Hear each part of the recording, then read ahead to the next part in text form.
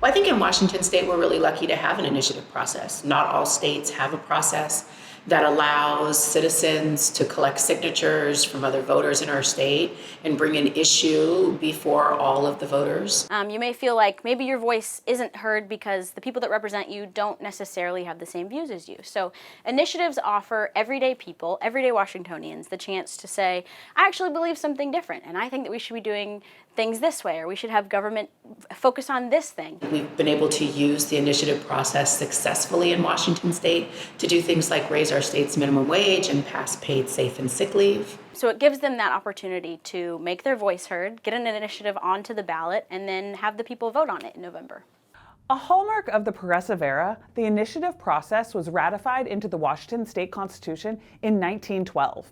Not all states have this. In fact, only 26 do.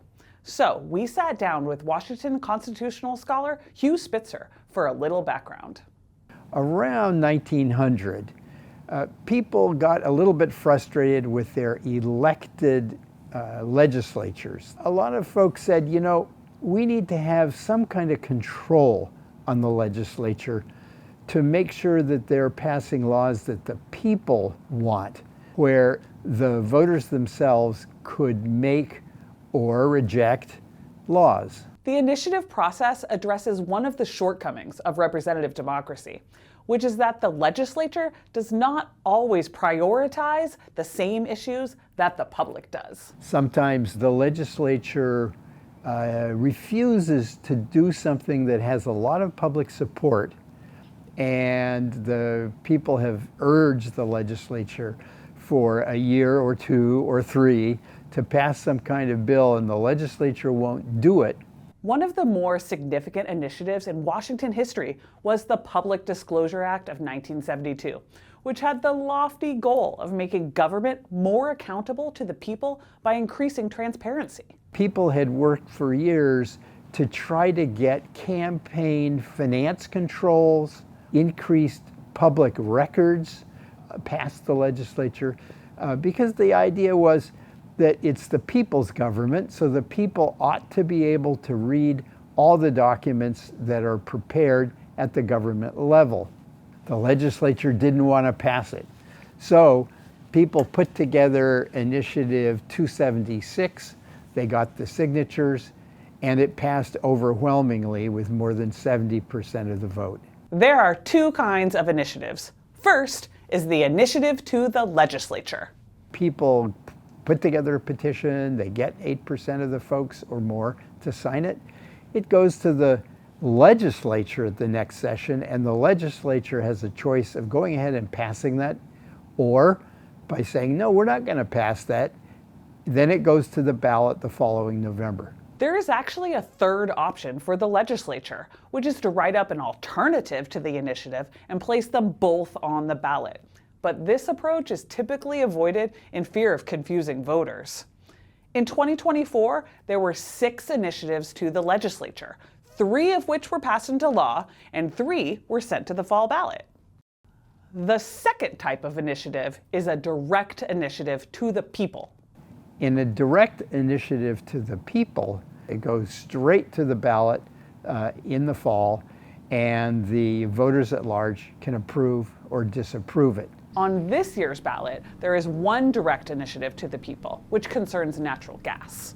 The benefit of the initiative, of course, is it gives people a chance to directly get involved in government and pass legislation that they would like to see passed. Now, once a piece of legislation gets enacted by initiative, then the legislature cannot change it for 2 years except by a supermajority vote.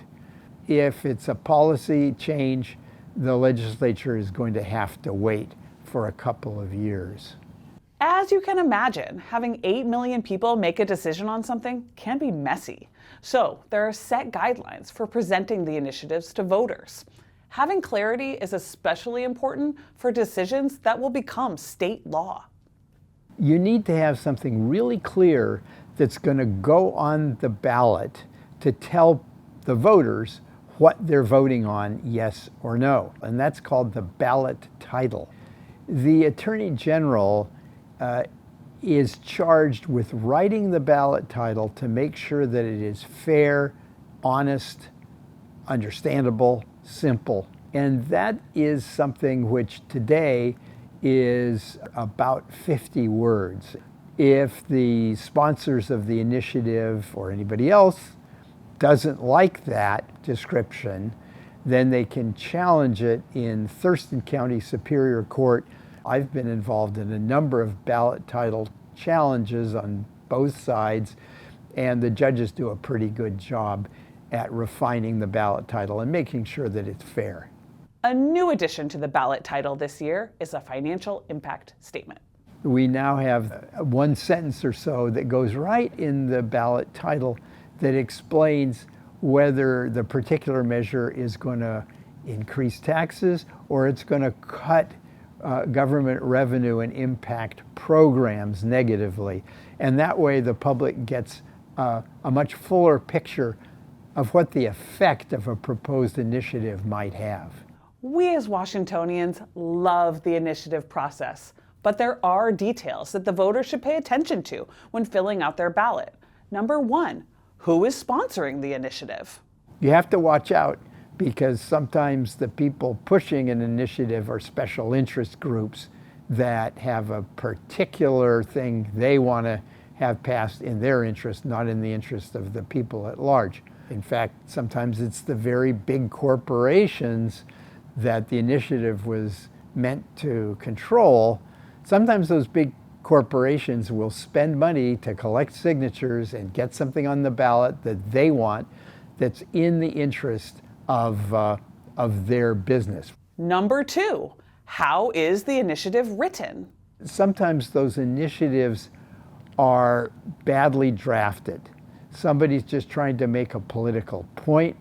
Sometimes somebody will throw a bunch of different topics into one initiative to try to bulk up the number of votes for it. And so you wind up having confusing legislation. Number three, has there been enough debate on the initiative?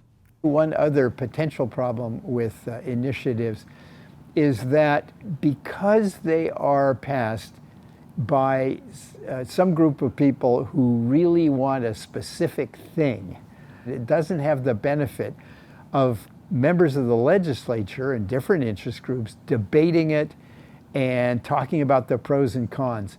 So sometimes initiatives tend to be one-sided.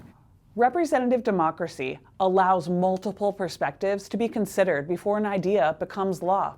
The initiative process highlights the debate between the benefits of representative versus direct democracy. Washington has had a long history of placing decision-making responsibility into the hands of its voters. Washington voters are very sophisticated.